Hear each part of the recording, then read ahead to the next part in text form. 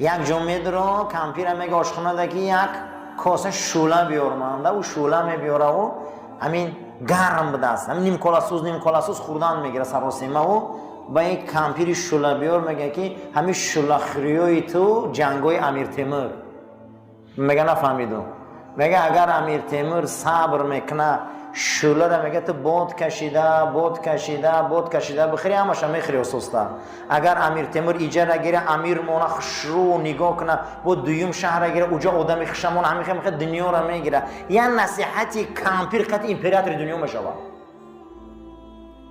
یک نصیحتی کمپیر میگم جنگای امیر تیمور شلخریوی تو این خودش امیر تیمور بوده